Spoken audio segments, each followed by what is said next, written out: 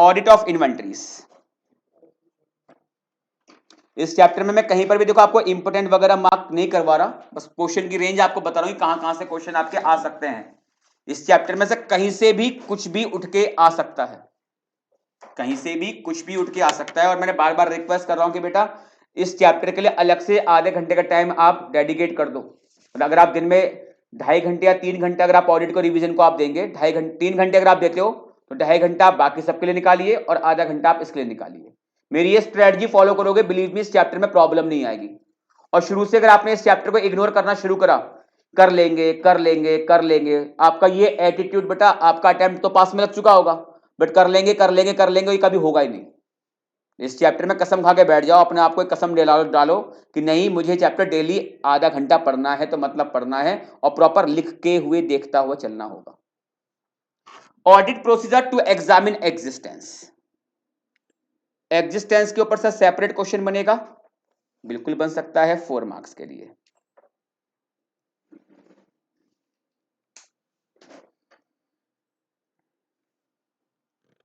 क्या इन्वेंट्री का एग्जिस्टेंस हमने कहीं ऑलरेडी कवर करना सीखा था कि इन्वेंट्री एग्जिस्ट करती या नहीं करती, किस कंडीशन में करती है, या किसी एसए में हमने कुछ ऐसी असर्शन कवर की थी? 510 नहीं बेटा 501। 501 audit evidence specific consideration for selected items, और उसमें एक आइटम था आपका इन्वेंट्री का, और इन्वेंट्री की सारी असर्शंस कवर नहीं करवाई थी उसने। वहां पर उसने कवर करवाया था एग्जिस्टेंस एंड कंडीशन। वहां पे क्या कहा था उसने कि बैलेंस शीट डेट पर मैनेजमेंट के इन्वेंट्री काउंट को अटेंड करो अनलेस इम्प्रैक्टिकेबल, और उनके आईपी को इवेल्युएट करिए, अपना आईपीओ करिए। रिवाइज करवा रहा हूं मैं यहां पर 501 का ये वाला पार्ट। उनके आईपी को इवेल्युएट करिए और अपना आईपीओ करिए। उनके आईपी को इवेल्युएट करने का मतलब उनके इंस्ट्रक्शंस, उनके procedures for controlling and recording the result of inventory count. Inspection करिए, परफॉर्म करिए सम टेस्ट काउंट, और उनके इन्वेंट्री काउंट को आप ऑब्जर्व करिए। फिर जो उनका एक्चुअल काउंट शीट आया था और जो इन्वेंट्री का रिकॉर्ड है, आप इनको आपस में कंपेयर करिए कि कहीं कोई डिस्क्रिपेंसी तो निकल के नहीं आ रही, और कोई डिस्क्रिपेंसी अगर है इसका मतलब इन्वेंट्री एग्जिस्ट नहीं कर रही है। मैं देखूंगा कि क्या आपने प्रॉपरली इसको आपने राइट ऑफ मारा है या नहीं मारा। और बताइए अगर डिस्क्रिपेंसी 10% या उससे ज्यादा की होगी, क्या कारों की रिपोर्टिंग से आप लिंक कर सकते हो या नहीं कर सकते? हालांकि इन्होंने शायद लिंक नहीं कर रखा, पर एग्जामिनर पे बहुत अच्छा इंपैक्ट पड़ेगा कि अगर आपको कोई मैटेरियल डिस्क्रिपेंसी दिखाई देती है 10% या उससे ज्यादा की, तब उस केस में आपको यहां पर अगर कंपनी पे कारो एप्लीकेबल है तो इस वाली बात को आपको कारो में पैरा नंबर 3 की क्लॉज नंबर 2 में रिपोर्ट कर देना चाहिए। अगर इन्वेंट्री क्लाइंट की है बट वो थर्ड पार्टी के पास पड़ी हुई है, ट्रांसपोर्टर हो सकता है, कोई कंसाइनी हो सकता है, गुड्स अप्रूवल बेस पे हो सकते हैं, उसकी साइड पे जाके आप फिजिकली वेरीफाई करके आ जाइए, या फिर आप उससे एक्सटर्नल कंफर्मेशन कर लीजिए।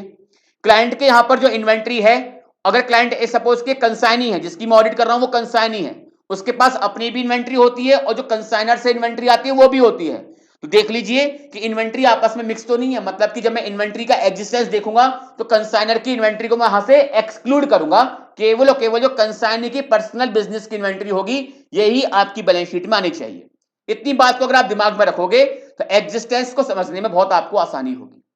देखिए ध्यान से, audit procedures to examine existence, review entities plan for performing inventory count, कि मैनेजमेंट किस तरीके से अपना इन्वेंट्री काउंट करता है। ये बताइए क्या इन्वेंट्री काउंट केवल और केवल ऑडिटर करता होगा, कि मैनेजमेंट भी रीजनेबल इंटरवल पे अपना इन्वेंट्री काउंट करता होगा? नहीं करता होगा, बिल्कुल करता होगा। Ensure that consigned goods have been segregated, कि जो गुड्स कंसाइंड है, मतलब कि हो सकता है कि मैं कंसाइनी की ऑडिट कर रहा हूं और गुड्स कहां से आए हुए हैं, कंसाइनर के पास से आए हैं, उनको आपने प्रॉपरली सेग्रीगेट करा है या नहीं करा, ये कंसाइनी के गुड्स में शामिल नहीं होने चाहिए। Auditor should participate in the inventory count with management, link होगा ऐसे 501 से। Auditor shall attend physical inventory count by management unless impracticable, वही पॉइंट आया। तो auditor should participate in the inventory count with the management, कि आप inventory count करो हम तुम्हारे साथ हैं, आप इन्वेंट्री काउंट करिए हम तुम्हारे साथ हैं। बेटा कंसाइन गुड्स, आप कंसाइनी है, आप, मेरा एक बिजनेस है उसमें मैं अपनी भी सेल करता हूं और कुछ गुड्स मुझे कंसाइनर से भी मिल जाते हैं उसके बिहाफ पे सेल करने के लिए, मेरी दुकान में तो इन्वेंट्री दोनों होंगी। लेकिन बताइए कि जब मेरा ऑडिटर आकर चेक करेगा तो कौन सी इन्वेंट्री का एग्जिस्टेंस चेक कर रहा होगा? जो मेरी है, जो कंसाइनर की, वो भी शामिल करेगा उसके अंदर? केवल मेरी है। और जो कंसाइनर वाली इन्वेंट्री है उस पर जो कंसाइनर का ऑडिटर होगा वो कंसाइनी से कॉल करेगा कंफर्मेशन। तो जो आपके पास गुड्स है आपके पास है बट वो किसी और की ओनरशिप के हैं, तो उसको आप क्या करेंगे? वहां से सेग्रीगेट करेंगे। Auditor should participate in the inventory count with management. Management के साथ इन्वेंटरी काउंट में आप उनको पार्टिसिपेट करिए, उनके साथ उनको आप ज्वाइन करिए। Test count of inventory by auditor should include. अच्छा क्वेश्चन है, सेपरेट बन सकता है ये, इसको मार्क करना 4 नंबर के लिए। कहां रेंज पॉसिबल है वो आपको बता रहा हूं। SA 501 ने कहा था कि अपना आईपीओ करिए, अपना आईपीओ करिए। What is I? आप इन्वेंटरी को इंस्पेक्ट करिए, परफॉर्म करिए सम टेस्ट काउंट, परफॉर्म करिए सम टेस्ट काउंट। तो टेस्ट काउंट में क्या क्या चीजें शामिल होती हैं? जब आप टेस्ट काउंट करेंगे तो क्या क्या चीजें उसमें शामिल करेंगे? Test count of inventory by auditor should include observing employees are adhering to the agreed plan. मतलब मैनेजमेंट का जिस तरह से इन्वेंटरी काउंट करने का प्लान होता है, क्या उनके एम्प्लॉइज उस प्लान के अकॉर्डिंगली काम कर रहे हैं या नहीं कर रहे? बेसिकली मैं उनको ऑब्जर्व कर रहा हूं। Assuring that all items are properly tagged. What is called tagged? कि जितने भी इन्वेंटरी के आइटम है, यहां पर आइटम का मतलब क्या है? Inventory item. सारे इन्वेंटरी आइटम पे टैग है या नहीं है? हाँ, जब टैग किसी भी चीज को अगर हमें ट्रेस करना होता है तो टैगिंग के जरिए तो बेटा आप क्या करते हो? ट्रेस करते हो। जैसे आप फेसबुक पे हैशटैग लगा देते हो, तो हैशटैग जनरली यूज करते हैं कि हैशटैग करने से बोल्ड हो जाता है। बोल्ड तो हो ही जाता है, लेकिन जहां जहां हैशटैग लगे होते हैं तो उससे रिलेटेड जितनी भी पोस्ट है, अगर आप क्लिक करेंगे हैशटैग पर, किसी भी हैशटैग पर आप क्लिक करो तो जितनी भी उस हैशटैग पर जितनी भी पोस्ट आती हैं, क्या वो सारी एक जगह पे ट्रेस होती है नहीं होती?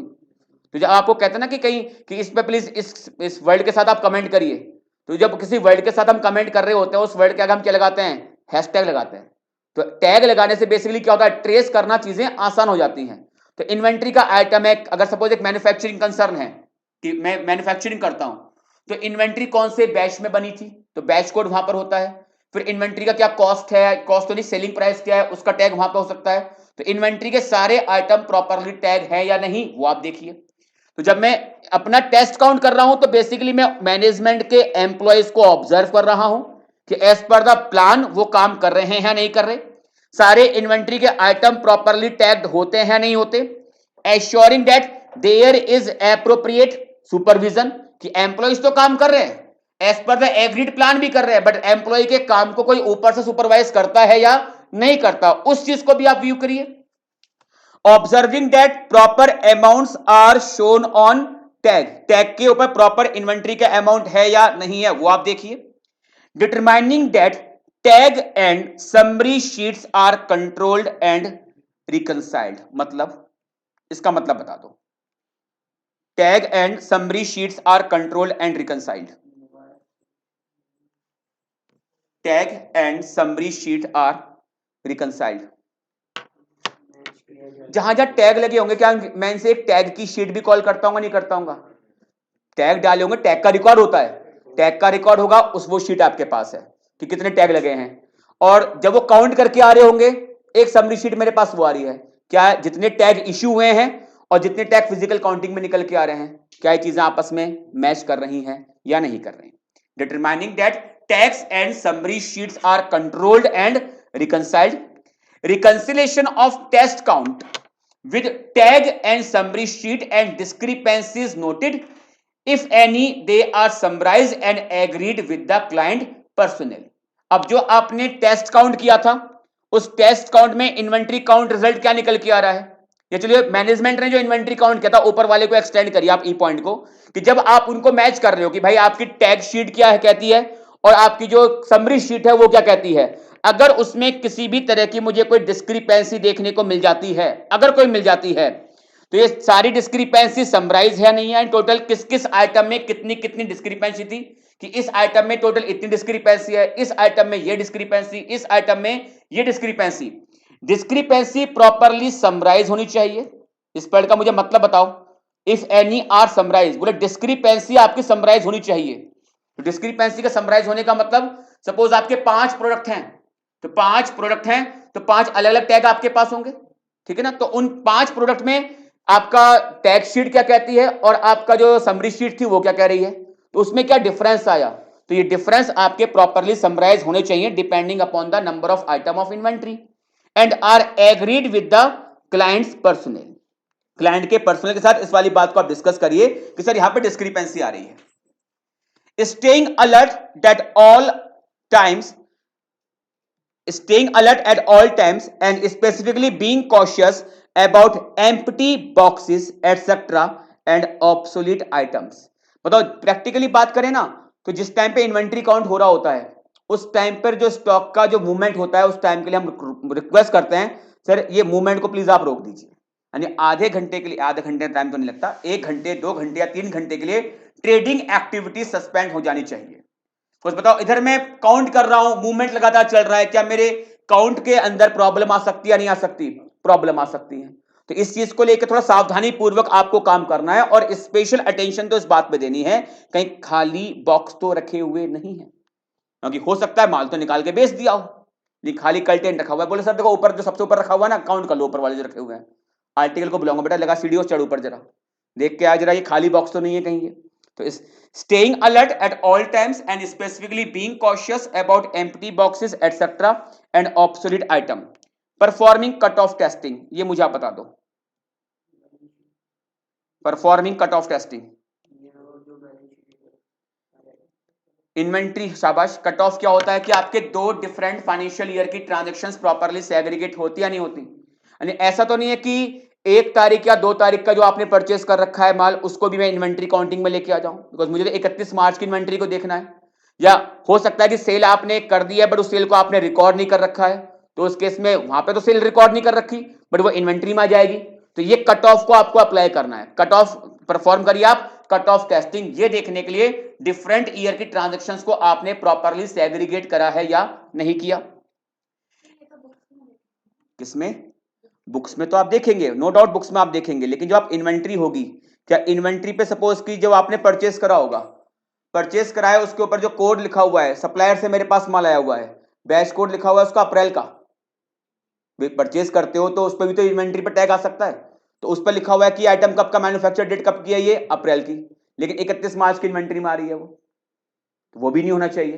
तो वो बुक्स में भी होगा और इन्वेंट्री पे भी होगा। प्रैक्टिकली बुक्स पे मैं ज्यादा फोकस करूंगा, प्रैक्टिकली बिकॉज मैं हर एक इन्वेंट्री वाले आइटम के ऊपर टैग तो इतनी डिटेल में वो चेक नहीं कर सकता, सैंपलिंग बेस आप काम कर सकते हो कि भाई कुछ की मैन्युफैक्चरिंग डेट आप देख लीजिए कि अप्रैल में जो परचेजिंग हो रखी है उस पर मैन्युफैक्चरिंग डेट क्या आ रही है टैग के अंदर, वो 31 मार्च की इन्वेंट्री में नहीं आनी चाहिए। ensuring exclusion of third party stock and damage or obsolete stock, third party stock का बेस्ट एग्जांपल कौन सा होगा, जब गुड्स किसके हैं आपके पास, कंसाइनर के, भाई किसी और की ऑनरशिप है वो यहां पे नहीं आना चाहिए। ensuring exclusion of third party stock and damage and obsolete stock, sir ऐसा क्यों, इनको भी क्यों बाहर निकाला गया, क्योंकि इनका जो वैल्यूएशन आप करेंगे वो किस पे करेंगे आप, नेट रियलाइजेबल वैल्यू पर। तो मुझे इन्वेंट्री निकालनी है कि भाई गुड कंडीशन में कितनी है और डैमेज कंडीशन में कितनी है। जो इन्वेंट्री आपकी गुड कंडीशन की होगी तो वहां पर तो आप एज पर AS2 उसका करेंगे वैल्यूएशन की कॉस्ट और NRV which ever is lower, लेकिन जो डैमेज और ऑब्सोलीट स्टॉक होगा वो हमेशा किस पे जाएगा आपका, वो NRV पे जाएगा। ensuring the accounting of all stock sheet, सारी अकाउंटिंग चेक करिए।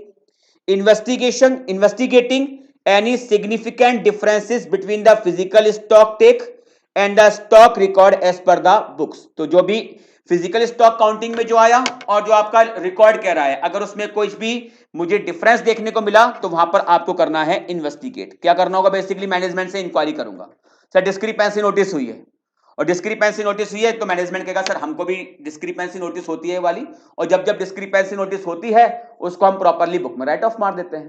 तो अब मुझे डिस्क्रिपेंसी मिली है या मैनेजमेंट को मिली थी, मैंने उनके इन्वेंट्री अकाउंट को अटेंड किया था, तो अब मैं देख लूंगा कि मैनेजमेंट ने इसको प्रॉपर्ली बुक्स में डील किया है या नहीं किया, तो उसके राइट ऑफ की एंट्री को आपको चेक करना चाहिए।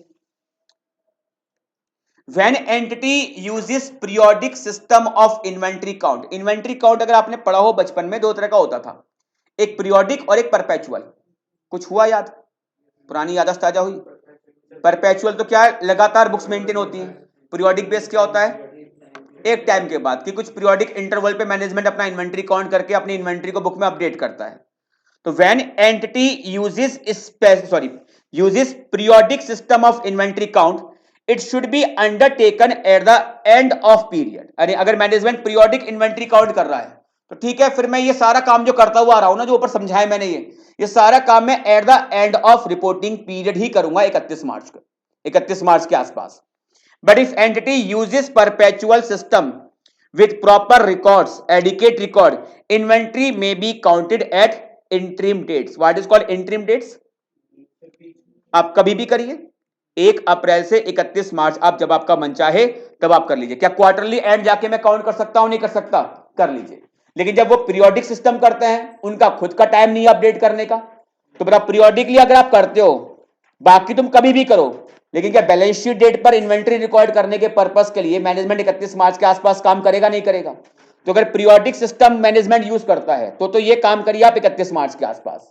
बट अगर मैनेजमेंट परपेचुअल बेस अपनी इन्वेंट्री मेंटेन करता है तो ये काम कर लीजिए आप किसी भी इंटरिम डेट पर। वो इंटरिम डेट क्या होगी? ये आपका जजमेंट होगा।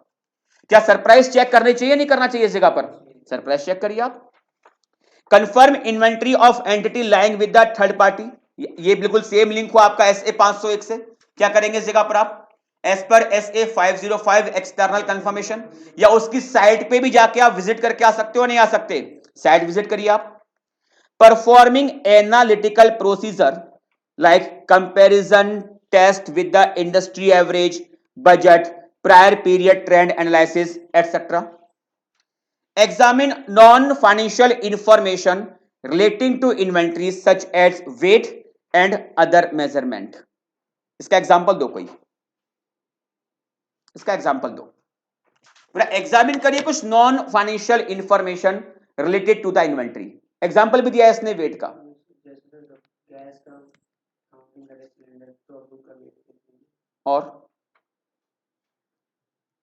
और इसका लिंक है ना, कहीं कहीं मैं बोलूंगा इससे बहुत अच्छा होगा, एनालिटिकल प्रोसीजर से।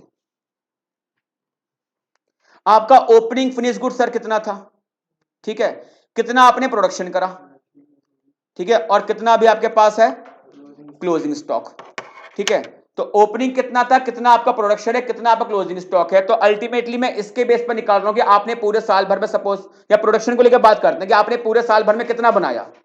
अब एक फिनिश गुड्स को बनाने में आपकी कितनी इन्वेंट्री कितना आपका रॉ मटेरियल लगता है, जितना प्रोडक्शन आपने पूरे साल भर करा है उसके अकॉर्डिंग टोटल कितना रॉ मटेरियल आपका यहां पर लगना चाहिए था। अब जितना रॉ मटेरियल लगा है उसको एक बार जो इन्वेंट्री का रिकॉर्ड है उसके साथ एक बार आप मैच करके देखिए कि आपके ने कहा कि सर हमारा इतना प्रोडक्शन है तो इतना कंजम्पशन आपको रॉ मटेरियल का होना चाहिए था। लेकिन मैं देखता हूं कि ओपनिंग स्टॉक प्लस परचेज मिला के, अगर ओपनिंग स्टॉक किया था इन्वेंट्री का और जो आपने परचेज करा है वो चीजें मुझे यहां पर मैच करती हुई दिखाई नहीं दे रही हैं। तो इस तरह से इसका अगर याद हो, एक SA 520 के अंदर एनालिटिकल प्रोसीजर परफॉर्म करने की टेक्निक थी, उसमें टेक्निक थी रीजनेबलनेस टेस्ट। याद है कुछ? Ratio analysis, trend analysis, reasonableness test and the structural modelling. तो रीजनेबलनेस टेस्ट क्या होता है कि भाई मैं और चीजों के साथ ये मैच करके देखता हूं कि अगर आपकी सेल इतनी है तो इतना आपने बनाया था, तो इतना आपने बनाया था, तो इतना मटेरियल को आपने यूज करा होगा, तो मटेरियल इतने किलो की लगी भी है नहीं लगी, एक बार उसको रिकंसाइल कर लेता हूं। तो आइटम पे ना जाके मैं उसके वेट पे जा रहा हूं कि आपने इतना अगर बना के बेचा है तो इतना आपके पास इन्वेंट्री होनी चाहिए थी, इतना परचेज होता, इतना कंजम्पशन होता। तो उस चीज को भी आप यहां पर ध्यान में रखिए। Examine non financial information related to inventory such as weight and other measurement. Reconcile inventories which belong to client but are held with the third parties like transporter, warehouse, etc. Sir ये ऊपर कर तो लिया बोला, ऐसे ऊपर तो आपने कंफर्मेशन ली, आपने कहा inventory lying with third party, inventory lying with third party, आपने कहा कि ये 10 लाख है। फिर मैंने कहा 10 लाख में सर कैसे कैसे है? बोले सर कुछ तो ट्रांसपोर्टर के पास है, कुछ कस्टमर के पास है, कुछ कंसाइनी के पास है। तो ठीक है, मुझे ब्रेकअप दीजिए, कितनी इन्वेंट्री किसके पास है, तो उसको आप यहां पर रिकंसाइल कर रहे हो। यानी कि जो टोटल बताया गया कि inventory lying with third party, total बताया गया 10 लाख, लेकिन उसमें ट्रांसपोर्टर के पास कितना है, उसमें कस्टमर के पास कितना है, उसमें कंसाइनी के पास कितना है, तो वो आपको रिकंसाइल करना है। Reconcile inventories which belong to client but are held with the third parties like transporter, warehouses, etc. किसका? कभी भी कर सकते हो, नहीं, आप पहले मैंने इनसे लिस्ट मांग ली कि कितनी इन्वेंट्री किसके पास है, उन्होंने कहा सर मेरी इतनी इन्वेंट्री इनके पास है, आप उनसे कंफर्मेशन करेंगे। Goods received on consignment basis have been properly segregated from other item of inventory. कितनी बार सेग्रीगेट करवाएगा, ये तीसरी बार आ रहा है पॉइंट ये वाला। Goods received on consignment basis have been properly segregated from other item of inventory. यानी एग्जिस्टेंस चेक करते हुए इस बात का ध्यान रखना है कि जो इन्वेंट्री किसी और की ऑनरशिप में होती है वो क्लाइंट की इन्वेंट्री में शामिल नहीं होनी चाहिए। Audit procedure for ownership.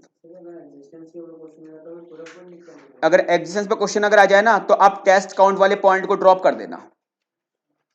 अगर क्वेश्चन आता है एग्जिस्टेंस के ऊपर तो टेस्ट काउंट ऑफ इन्वेंट्री आप इतना लिख के आइए, परफॉर्मिंग सब टेस्ट काउंट, कि आप टेस्ट काउंट परफॉर्म करिए कुछ।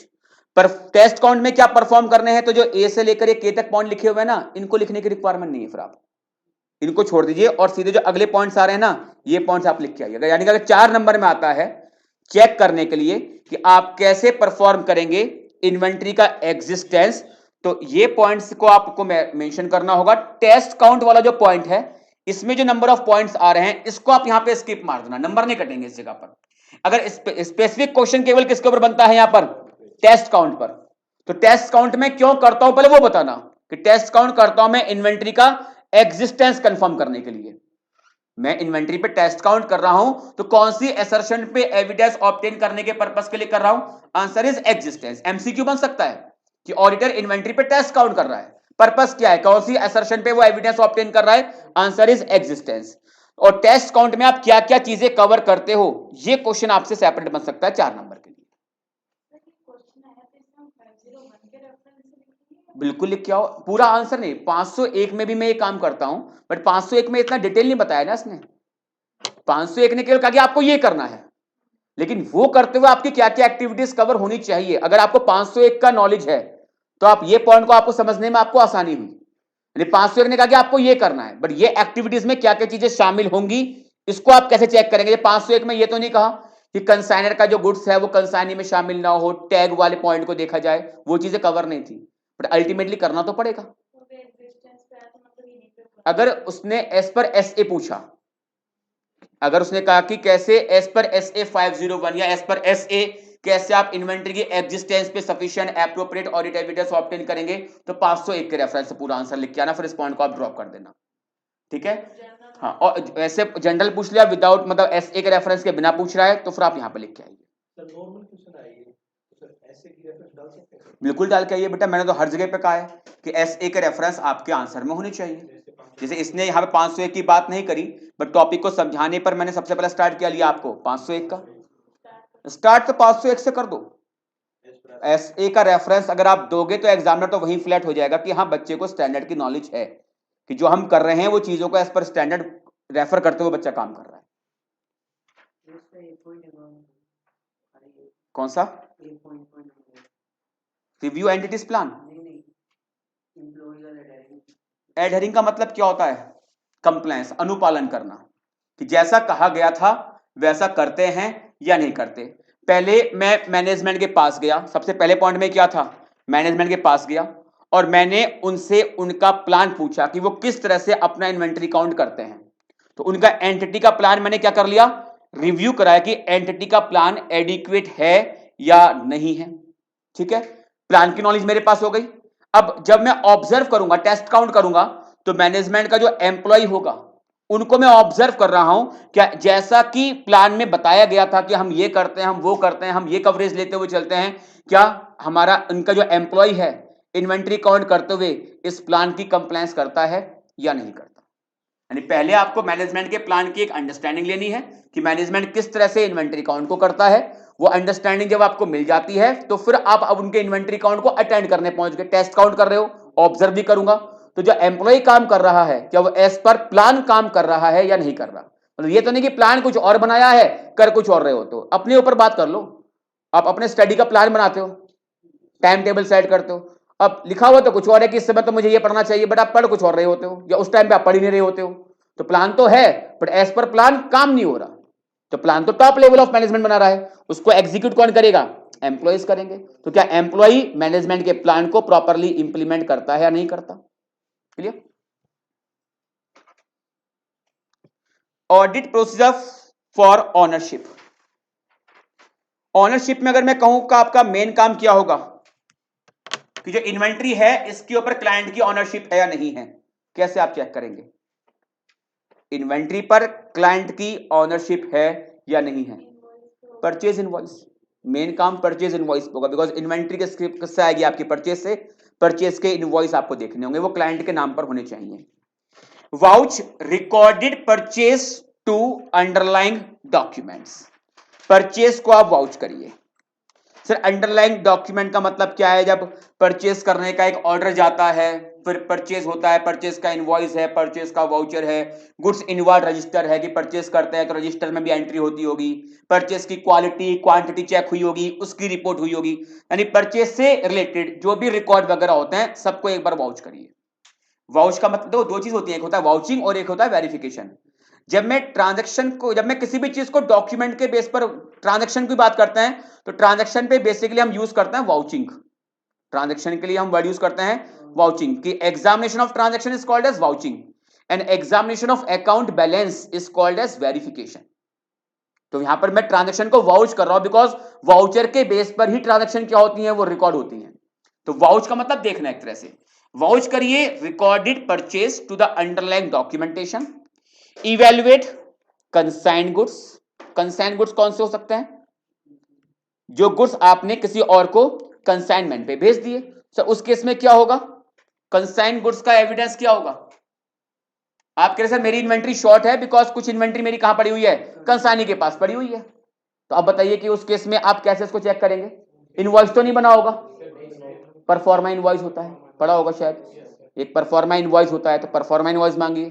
क्या उस केस में गुड्स की मूवमेंट हुई है? तो गुड्स की मूवमेंट जब जब होती है तो क्या उस केस में अगर एज पर जीएसटी बात करूं तो ई वे बिल जनरेट हुए होंगे, ठीक है ना? गुड्स की डेस्टिनेशन क्या है कि वो कंसाइनी के फेवर में जा रहे या नहीं जा रहे, वो रिकॉर्ड आप चेक करिए। बिकॉज वो क्लाइंट की रिकॉर्ड में क्लाइंट के यहाँ पर वो इनकम क्लाइंट की बैलेंस शीट में तो आ रहा होगा, बट फिजिकल काउंटिंग में स्टॉक आपको मिलेगा नहीं क्योंकि वो इन्वेंट्री किसके पास है? किसी थर्ड पार्टी के पास है। Evaluate the consigned goods. Examine clients correspondence, sales, receivables record, purchase documents, क्योंकि सारे के सारे कहीं ना कहीं इन्वेंट्री से आपके लिंक होते हैं। तो क्लाइंट की जो कॉरेस्पॉन्डेंस है वो एग्जामिन करिए, सेल्स को लेकर, रिसीवेबल्स को लेकर, परचेज के डॉक्यूमेंट्स आप चेक करिए। एग्जांपल दोगे इस पे कुछ? Examine client correspondence, sales, receivable, purchase document. Correspondence का मतलब क्या होता है? बातचीत जो होती है, तो बातचीत को हम बोलते हैं correspondence. Examine client correspondence, client की कॉरेस्पॉन्डेंस को आपको एग्जामिन करना है। परचेज का ऑर्डर प्लेस करने से पहले, परचेज का ऑर्डर प्लेस करने से पहले कहीं ना कहीं स्टोर डिपार्टमेंट से परचेज डिपार्टमेंट में एक परचेज की रिक्विजिशन गई होगी कि सर हमारे यहां पर रीऑर्डर लेवल आ गया। रीऑर्डर लेवल क्या होता है? पड़ा होगा कि भाई आप परचेज करने में 10 दिन लगाओगे तो हमारे पास इतनी इन्वेंट्री है जो 10 दिन चलेगी। यानी आज वो लेवल आ गया है कि 10 दिन बाद हम अभी परचेज कर लो, ताकि 10 दिन आप टाइम लगाओगे तो 10 दिन के बाद की इन्वेंट्री नहीं है हमारे पास फिर। That is called reorder level. Reorder level आ जाने पर स्टोर डिपार्टमेंट से परचेज की एक रिक्विजिशन किसके पास जाएगी? परचेज डिपार्टमेंट में। परचेज डिपार्टमेंट के पास जब ये रिक्विजिशन मूव करेगी तो वो अब कह सकते हो सप्लायर से कोटेशंस इनवाइट करवाएंगे, उनको एनालाइज करेंगे, फिर जो भी अच्छी क्वालिटी एक कम प्राइस पे दे रहा होगा उसको ऑर्डर जा रहा होगा, ठीक है ना? उसको ऑर्डर गया, फिर वहां से परचेज आया, इनवॉइस आ रहा है, तो ये कॉरेस्पॉन्डेंस तो कुछ चल रहा होगा ना। बोले सारे कॉरेस्पॉन्डेंस को एक बार देख लो, सेल्स के रिकॉर्ड देखो, रिसीवेबल रिकॉर्ड देखो, परचेज के डॉक्यूमेंट आप देखिए। Review consignment agreement. अगर कंसाइन आपने कहा जी गुड्स कंसाइनी के पास पड़ा हुआ है तो रिकॉर्ड तो आपने देख लिए, कंसाइनमेंट का एग्रीमेंट भी देखो कि क्या वास्तव में ये आपका एजेंट है भी या नहीं है। Review material purchase commitment agreement, vendor देखने के लिए, हाँ किस किस वेंडर से आप परचेज करते हो। Purchase invoice shall be in the name of client. कौन सा क्लाइंट? जिसके हम ऑडिट कर रहे हैं। जितने भी परचेज इनवॉइस हैं वो सारे के सारे क्लाइंट के नाम पर होने चाहिए। Obtain confirmation of ownership for goods lying with the third parties. मतलब सर यहां पे भी आपने कंफर्मेशन कर लिया। पहले मैं कंफर्मेशन कर रहा हूं गुड्स आपके यहां पर है या नहीं है ये बताओ। गुड्स आपके यहां पर है या नहीं है ये बताओ। तो ये कंफर्मेशन हुआ है किस बात को लेकर? एग्जिस्टेंस को लेकर। सर जो गुड्स आपके पास हैं क्या वो इसी के हैं? जो गुड्स आपके पास है क्या वो इसी के हैं? That is called as ownership. और अगर अगेन फिर से 505 से लिंक करूं, देखो ऑडिट कितने मजेदार चीज है। एसए 505 में जब हम एक्सटर्नल कंफर्मेशन कर रहे थे, तो एक्सटर्नल कंफर्मेशन कैसे डिजाइन करना होता है, कैसे परफॉर्म करना होता है, उसके 5 स्टेप एसए 505 में थे। पहला स्टेप था डिटरमाइन करिए information to be confirmed, selection, शाबाश, selection of appropriate confirming party. तीसरा था डिजाइन करना है आपको एक कंफर्मेशन रिक्वेस्ट। उसके बाद कंफर्मेशन रिक्वेस्ट को आप सेंड कर रहे थे, फॉलो अप कर रहे थे, फिर उसके रिजल्ट को आप इवैल्यूएट कर रहे थे। 5 स्टेप थे, मैं तीसरे स्टेप की बात कर रहा हूं। कंफर्मेशन रिक्वेस्ट को डिजाइन कर रहे हो, सेपरेट क्वेश्चन एग्जाम में एसए 505 में 4 नंबर का पॉसिबल था कि कंफर्मेशन रिक्वेस्ट को डिजाइन करते हुए किन किन फैक्टर्स का आपको ध्यान रखना होता है। और वहां पर एक वो भी दिया था आपको कोड याद करने के लिए, ईमेल दी रिक्वेस्ट फॉर्म, ईमेल दी रिक्वेस्ट फॉर्म। तो वहां पर ए का मतलब था वहां पर एसर्शंस, कौन कौन सी एसर्शंस आप एड्रेस करने के लिए जा रहे हो, यानी कंफर्मेशन के जरिए आप कौन कौन सी एसर्शन पे एविडेंस ऑब्टेन करेंगे। तो जब मैं पूछ रहा हूं बताइए आपके पास इतनी यूनिट्स हैं या नहीं है, तो एक एसर्शन में ले रहा हूं कौन सी, एग्जिस्टेंस की। सर जो यूनिट आपके पास है क्या वो इसी क्लाइंट की है, नहीं है, ये क्या हो गया, ऑनरशिप की। तो एक्सटर्नल कंफर्मेशन में कौन कौन सी एसर्शंस को आपको एड्रेस करना होता है। तो कंफर्मेशन में एसर्शन आपकी एग्जिस्टेंस की भी हो सकती है, और कंफर्मेशन के अंदर आपकी एसर्शन ऑनरशिप की भी हो सकती है। सर क्या अलग अलग चिट्ठियां भेजूंगा, क्या नालायक कोई अलग अलग क्यों भेजूंगा, एक ही के अंदर इन दोनों एसर्शन को एड्रेस करूंगा, एक ही के अंदर इन दोनों ही एसर्शन को मैं एड्रेस करूंगा कि वास्तव में है भी या नहीं है, और हैं तो क्या इसी क्लाइंट की है या नहीं है। क्लियर है? मटेरियल का मतलब वही, मटेरियल का मतलब वो नहीं सिग्निफिकेंट, मटेरियल का मतलब रॉ मटेरियल टाइप का, मटेरियल परचेज कमिटमेंट एग्रीमेंट। भाई आपने कहा कि भाई इस पार्टी से हमने परचेज करा हुआ है, ठीक है, तो जिस पार्टी से भी परचेज कर रहे हो तो उस कई बार क्या होता है कि किसी भी पार्टी से परचेज वगैरह करने से पहले उनके साथ क्या होते हैं, आपके परचेज करने के एग्रीमेंट साइन हो जाता है कि हाँ हम आपसे ही परचेज क्या करेंगे। तो एग्रीमेंट आप देख रहे हो कि क्या ये आपका एक वेंडर है या नहीं है। वैसे ये इतना कह सकते हो कि इतना सफिशिएंट एप्रोप्रिएट ऑडिट एविडेंस नहीं है। कंसाइनमेंट एग्रीमेंट आप देख रहे हो, परचेज कमिटमेंट एग्रीमेंट आप देख रहे हो, ठीक है, बट मेन जो आपका एविडेंस है ना, मेन एविडेंस वो यही है, परचेज इनवॉइस। किसके नाम पर होने चाहिए, ये क्लाइंट के नाम पर। और एक मैं कह सकता हूं कि जो आप कहते हो कि थर्ड पार्टी के पास पड़ा हुआ है, ठीक है, उससे हम कर लेंगे यहां पर कंफर्मेशन ऑनरशिप को लेकर, मेन यही है। ऑडिट प्रोसीजर फॉर वैल्यूएशन, और वैल्यूएशन को उन्होंने 3 पार्ट में डिवाइड किया हुआ है, वैल्यूएशन को यहां पर 3 पार्ट में डिवाइड करा है। हाँ कर सकते हो, लेकिन बेटा तभी तो मैं कहता हूं कि एविडेंस जो होते हैं वो मेरे लिए क्या है, परसुएसिव होते हैं। एविडेंस को भी आप सही कह रहे हो कि सर एक्सटर्नल कंफर्मेशन को भी टेम्पर किया जा सकता है, बाईपास कर सकते हैं उसको भी, लेकिन मेरे लिए क्या वो एक बेस्ट एविडेंस है, नहीं है। बेस्ट एविडेंस तो मेरे अकॉर्डिंग है ना, एक अच्छे एविडेंस की सारी क्वालिटी है नहीं है, सीधा लिखित जवाब आ रहा भाई साहब, डायरेक्ट रिटन रेस्पॉन्स।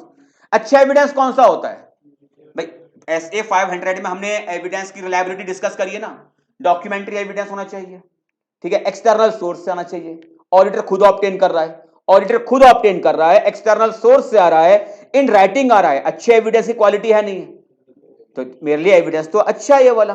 हाँ लेकिन हो सकता है तो कंक्लूसिव थोड़ी है। एक्सटर्नल कंफर्मेशन किस नेचर का एविडेंस हुआ, परसुएसिव है, ये परसुएसिव है कि एक कंक्लूसिव एविडेंस आप मान सकते हो क्या, क्लाइंट ने पहले फोन कर दिया हो यार ये कुछ पूछेगा, तो इतनी यूनिट कंफर्म कर दियो, बोल दियो कि हाँ मेरी है बस, और यार मेरी कुछ इन्वेंट्री मिसिंग है, मैंने कह दिया तेरे को भेजी हुई है, ठीक है ना, मेरी कुछ इन्वेंट्री मिसिंग है और मैंने बोल दिया कि तेरे नाम पे गई हुई है।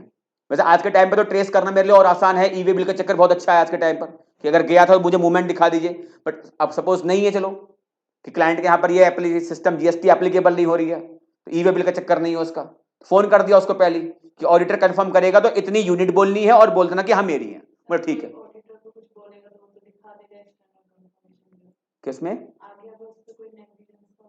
हाँ तो ऑडिटर तो कहे सर मेरे पास कंफर्मेशन थी इस वाली बात को लेकर, तो प्लानिंग तो बेटा अभी भी हो सकती है, लेकिन ये तो बात है कि ऑडिट में ऑडिट रिस्क होता है, नहीं होता। ऑडिटर्स क्या होता है कि मेरी ओर से भी एक इनएप्रोप्रिएट ओपिनियन जा सकती है, तो मेरा जो एविडेंस का जो नेचर होता है वो परसुएसिव है रादर देन कंक्लूसिव, तो होने को कुछ भी हो सकता है। Audit procedure for valuation, again 4 marks. और वैल्यूएशन को उन्होंने ध्यान से देखना कि रॉ मटेरियल है उसका मुझे चेक करना है वैल्यूएशन, वर्क इन प्रोग्रेस है उसका देखना है, फिनिश गुड्स का है उसका देखना है। अगर कॉस्टिंग की नॉलेज है थोड़ी बहुत, एक्सपर्ट नॉलेज की बात नहीं कर रहा, थोड़ी बहुत नॉलेज है तो ये वैल्यूएशन समझ में आपको इजीली आ जाएगी। Examine reasonableness of method adopted by entity for determining the cost of inventory। कौन से मेथड की बात कर रहा है? फीफो, लीफो तो अलाउ नहीं है खैर, फीफो वेटेड एवरेज की एंटिटी इन्वेंट्री की कॉस्ट निकालने के लिए जो भी मेथड यूज कर रही है, क्या वो मेथड मेरे अकॉर्डिंग एक रीजनेबल मेथड है या नहीं है, मतलब मेरे अकॉर्डिंग वो मेथड सही है या नहीं है। अच्छा, अगर फिर से एक ऐसे लिंक करूं, मुझे नहीं लगता कि सर आप फीफो फॉलो कर रहे हो, मुझे नहीं लगता कि यहां पर फीफो ठीक है, बिकॉज आपकी जो इन्वेंट्री है वो फीफो बेस्ड सेल नहीं हो रही है, जो भी इन्वेंट्री हाथ में आती है उठा के बेच दिया जाता है। मेरे अकॉर्डिंग अच्छा मेथड क्या रहेगा यहां पर? Weighted average. ठीक है, तो मेरे अकॉर्डिंग आपका मेथड एप्रोप्रिएट नहीं है। और अगर रिकॉल हो SA 260, तो 260 में कम्युनिकेशन हो रहा था दोस्त चार विद गवर्नेंस के पास, auditors views about the significant qualitative aspect of the entity's accounting practices, उसमें था including accounting estimate, accounting policies and the financial statement disclosure. And जहां पर एप्लीकेबल हुआ तो ऑडिटर यह भी बताएगा कि क्यों एक अकाउंटिंग प्रैक्टिस कि एज पर FRF माना कि एक्सेप्टेबल तो है, अलाउ है, लेकिन मेरे को नहीं लगता कि आपके बिजनेस की परिस्थितियों को देखते हुए वो एक सही पॉलिसी है। तो माना कि फीफो एक ऐसी पॉलिसी है जिसको कि FRF अलाउ करता है, बट मुझे नहीं लगता कि मेरे अकॉर्डिंग सर ये FRF आपके यहां पर एक सही पॉलिसी है। मेरे अकॉर्डिंग आपके लिए सही पॉलिसी क्या हो सकती है कि आप यहां पर वेटेड एवरेज फॉलो करिए। ओके, आप फीफो बेस सेल नहीं कर रहे तो इन्वेंट्री को फीफो बेस कॉस्टिंग क्यों निकाल रहे हो आप इन्वेंट्री की? तो examine reasonableness of method adopted by entity for determining the cost of inventory कि मैनेजमेंट जो भी मेथड यूज कर रहा है क्या वो एक रीजनेबल मेथड है या नहीं है। For raw material and consumables, अगर आपका बिजनेस ऐसा है कि जहां पर आप रॉ मटेरियल परचेज करते हो, फिर उसके ऊपर आप कुछ वर्क इन प्रोग्रेस कुछ ना कुछ मैन्युफैक्चरिंग एक्टिविटी करके फिनिश गुड्स में आप कन्वर्ट करते हो, तो रॉ मटेरियल में आपको क्या क्या चीज चेक करनी है? Ascertain what element of cost are included, for example purchase cost तो होगी, परचेज कॉस्ट के साथ साथ और क्या क्या चीजें रॉ मटेरियल कॉस्ट में ऐड हो जाएंगी आपके? कैरिज इनवर्ड, जितना भी रॉ मटेरियल को अपने दुकान तक अपनी फैक्ट्री तक लेके आने तक का भाड़ा पे किया होगा वो कॉस्ट में आप ऐड करते हो। Non refundable duties, non refundable duties का मतलब आपने परचेज पे GST पे करा, ठीक है, लेकिन आप सपोज कि आप GST में रजिस्टर्ड ही नहीं है, तो उस केस में उस GST का इनपुट तो आपको मिलेगा नहीं। अगर मुझे GST का इनपुट मिलेगा तो मैं GST का इनपुट की असेट अपने यहां पर रिकॉर्ड करूंगा, इनपुट GST को डेबिट मारूंगा। बट मुझे अगर GST का क्रेडिट मिलेगा ही नहीं तो जो GST मैंने पे करा है वो मेरी परचेज कॉस्ट का पार्ट बनेगा। तो नॉन रिफंडेबल ड्यूटीज, तो नॉन रिफंडेबल ड्यूटी का एग्जांपल आप लिख दो, if input GST credit is not available, if input GST credit is not available,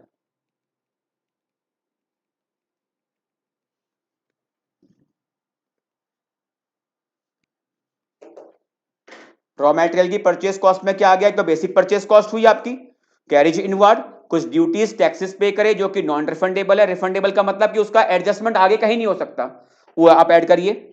if standard cost are used, अगर अपने यहां पर स्टैंडर्ड कॉस्टिंग मैनेजमेंट यूज करता है, inquire into basis of standard, किस बेस पे सर आप अपने स्टैंडर्ड कॉस्ट को डिटरमाइन करते हो, and how these are compared with the actual cost and how variances are analyse. अगर मैनेजमेंट अपने यहां पर स्टैंडर्ड कॉस्टिंग यूज करता है, सर स्टैंडर्ड डेवलप करने का आपका मेथड क्या होता है, कैसे आप स्टैंडर्ड कॉस्ट निकालते हो, फिर कैसे आप इसको कंपेयर करते हो एक्चुअल कॉस्ट के साथ, और अगर कोई डिफरेंस दिख मिलता है तो किस तरह से उस डिफरेंस को एनालाइज किया जाता है। Test check cost price with the purchase invoice, अब आपने जब कॉस्ट प्राइस बताया रॉ मटेरियल का, सर रॉ मटेरियल कॉस्ट इतनी है तो ठीक है, बाकी तो चलिए मुझे कैरिज इनवर्ड मिल रहा है, नॉन रिफंडेबल ड्यूटीज है लेकिन मुझे क्या रेफर करना चाहिए इस जगह पर आपके? Purchase invoice. परचेज इनवॉइस से मुझे क्या देखने को मिल जाएगा? परचेज की कॉस्ट क्या रही थी आपकी एंड नॉन रिफंडेबल ड्यूटीज क्या थी।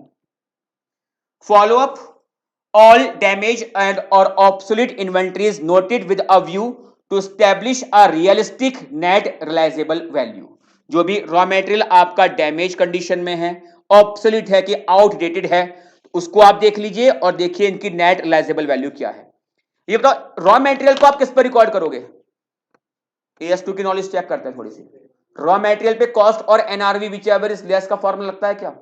नहीं, रॉ मटेरियल तो कॉस्ट पे जाएगा, बिकॉज कॉस्ट और NRV which ever is less किस पे जाएगा? फिनिश गुड्स पर। हाँ, अगर फिनिश गुड्स का प्राइस इतना कम हो चुका है कि कॉस्टिंग से भी कम पे जाएगा, तो मैं बोलूंगा कि इन्वेंट्री को फिर आप रॉ मटेरियल को भी किस पे लेके आ जाएंगे आप? नेट रियलाइजेबल वैल्यू वाले पॉइंट पर। अदरवाइज इन्वेंट्री आपको किस पे मूव करेगा? Cost per.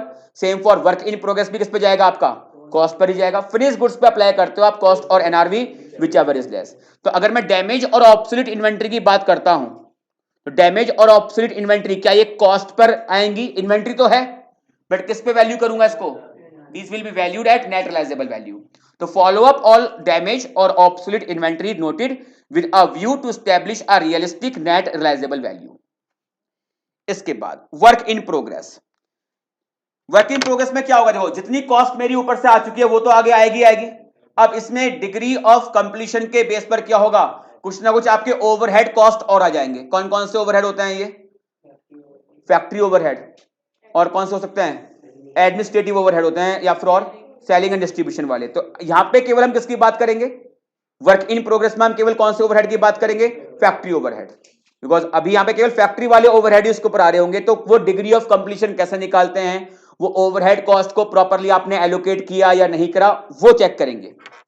Ascertain how the various stages of production value addition are measured and in case estimates are made, understand the basis of such estimation। आपने कहा कि भाई हमारा डिग्री ऑफ कंप्लीशन 60% का है या 70% है as on balance sheet date, तो ठीक है सर, आपने ये कैसे एस्टिमेट किया?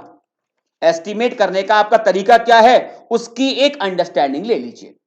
तो ascertain how the various stages of production value addition are measured and in case estimates are made, understand the basis for such estimation. Ascertain what element of cost are included, कौन से cost के element यहां पर शामिल होते हैं? तो factory overhead आप यहां पे कह सकते हो, फैक्ट्री ओवरहेड।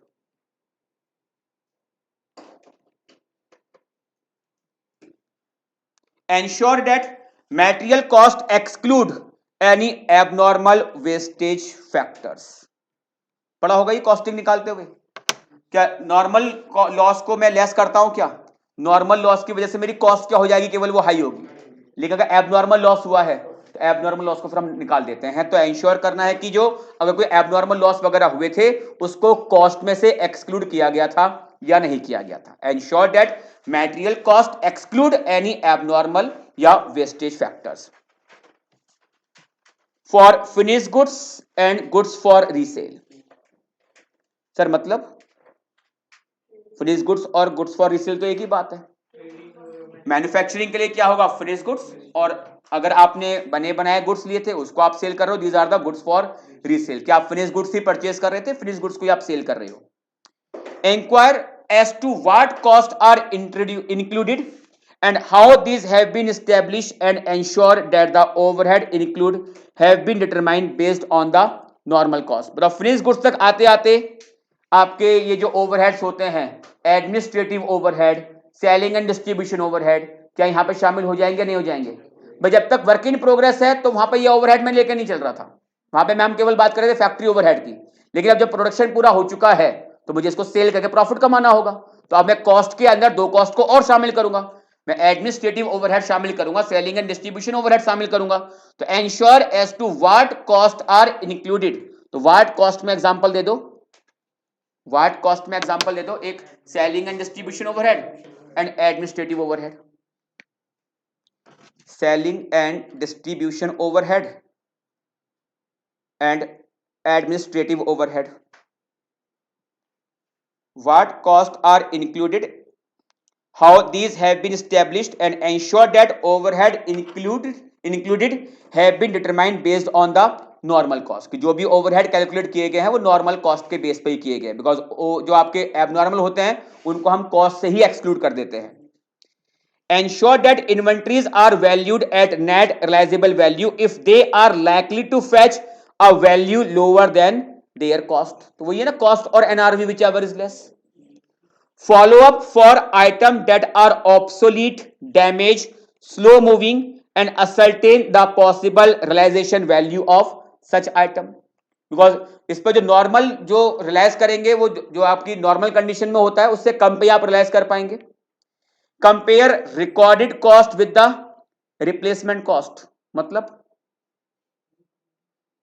रिकॉर्डेड कॉस्ट और रिप्लेसमेंट कॉस्ट। रिकॉर्डेड कॉस्ट तो समझ में आता है आपको, what is called replacement cost, जिसपे करंट परचेज प्राइस, मतलब कि आज ये तो है आपकी रिकॉर्डेड कॉस्ट, और आज के टाइम पे अगर यही इन्वेंट्री मुझे अपने ऑफिस अपने यहां पे दोबारा लेके आनी हो तो उस केस में मेरा कितना अमाउंट जाएगा। जैसे सपोज कि आपने 2 महीने पहले कुछ परचेस किया था तो इन्वेंट्री आपकी उस परचेस कॉस्ट के बेस पे आ रही होगी। एंड रिप्लेसमेंट कॉस्ट क्या होती है कि अगर इस इन्वेंट्री को मुझे आज रिप्लेस करना हो, यानी ऐसी इन्वेंट्री मुझे आज फिर परचेस करनी हो तो करंट प्राइस क्या होगा उसका, तो रिप्लेसमेंट कॉस्ट क्या होता है आपका, करंट प्राइस। कंपेयर करिए रिकॉर्डेड कॉस्ट को with the replacement cost and verify correct application of cost और NRV whichever is lower. तो ध्यान देना, अगर वैल्यूएशन पे क्वेश्चन आ जाए तो 3 स्टेज कवर करनी है आपको। एक स्टेज क्या है आपकी रॉ मटेरियल वाली, एक है वर्क इन प्रोग्रेस की, और एक है आपके पास फिनिश गुड्स की। Audit procedure for disclosure, again 4 marks.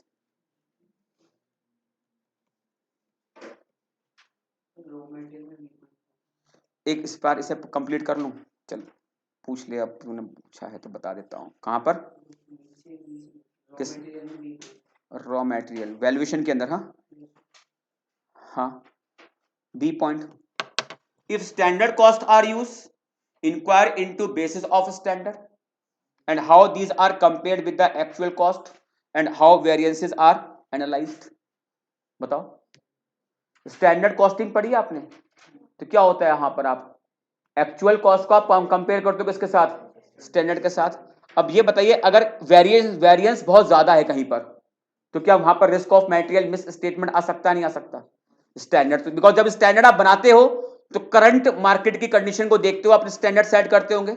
अब स्टैंडर्ड कॉस्ट कह रही है कि भाई 50,000 की कॉस्ट है स्टैंडर्ड, अब एक्चुअल वहां पे आ रही है 80,000 या 90,000, तो ऐसी कोई सेटिंग तो नहीं कर रखी कि सप्लायर को कहा हो कि भाई एक काम करियो इन्फ्लेटेड प्राइस पे गुड्स भेज दियो, इन्फ्लेटेड प्राइस पे आप गुड्स भेज देना, मैं तेरे को पेमेंट 80 या 90,000 का रिलीज करवा दूंगा, ठीक है, और उस केस में तेरे पास जितना भी एक्स्ट्रा पेमेंट आएगा उसमें हम शेयरिंग कर लेंगे। तो क्या risk of material miss statement देखने के लिए क्या मुझे स्टैंडर्ड को और एक्चुअल को, standard just like budget, budget भी नहीं बोलोगे चलो स्टैंडर्ड क्या, अगर मैं परचेस करता हूं मेरी स्टैंडर्ड कॉस्ट क्या है और आपकी एक्चुअल कॉस्ट क्या है, इसमें वेरिएंस आ सकता है बट 5 या 10% से ऊपर का मुझे नहीं लगता कि वेरिएंस आता होगा। भाई परचेस कॉस्ट है, आप इतने साल से बिजनेस कर रहे हो आपको पता होगा कि मेरी परचेस कॉस्ट क्या होगी, बट परचेस कॉस्ट और एक्चुअल जो आपके स्टैंडर्ड कॉस्ट है और जो हमारी एक्चुअल कॉस्ट है उसमें वेरिएंस 10% या 20% से ऊपर का जा रहा है, तो क्या यहां पर कोई फ्रॉड की इन्वॉल्वमेंट हो सकती है या नहीं हो सकती, फ्रॉड की इन्वॉल्वमेंट यहां पर हो सकती है कि आपने सप्लायर से इन्फ्लेटेड प्राइस पे इन्वेंट्री मंगवा ली और उसने आपने उसको परचेस का जो अमाउंट पे करा होगा वो हायर अमाउंट पे कर दिया और बाद में जितना भी एक्स्ट्रा पेमेंट गया आपने उसके साथ शेयरिंग कर डाली।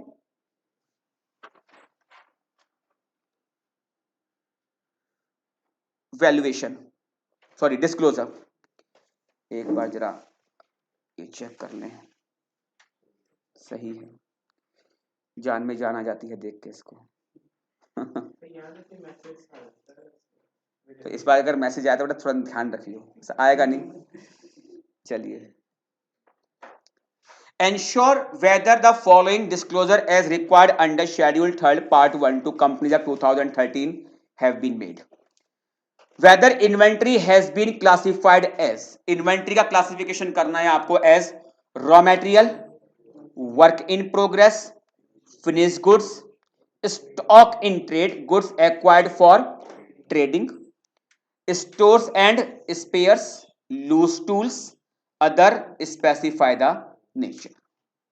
कोई डाउट यहां पर, whether goods in transit have been disclosed separately under each subhead of inventories। Sir each subhead का मतलब कि जैसे कि आपका रॉ मटेरियल इन ट्रांजिट है ये हो सकता है, वर्क इन प्रोग्रेस ट्रांजिट में हो सकता है क्या, वो पॉसिबल नहीं है, बट क्या फिनिश गुड्स ट्रांजिट में हो सकता है, ये अगर स्टॉक इन ट्रेड है तो पॉसिबल होगा, फिनिश गुड्स तो आपके यहीं पे निकल के आएगा, तो रॉ मटेरियल आपका इन ट्रांजिट हो सकता है, स्टॉक इन ट्रेड आपका ट्रांजिट हो सकता है, तो ये बोल रहा है whether goods in transit have been disclose separately under each sub head of inventories and mode of valuation shall be stated. Mode of valuation का मतलब कॉस्ट और एनआरवी। तो आप बताइए कि आपने रॉ मटेरियल को कैसे वैल्यू करा है, वर्क इन प्रोग्रेस कैसे वैल्यू हुई है, और फिनिश गुड्स को आपने कैसे वैल्यू किया है।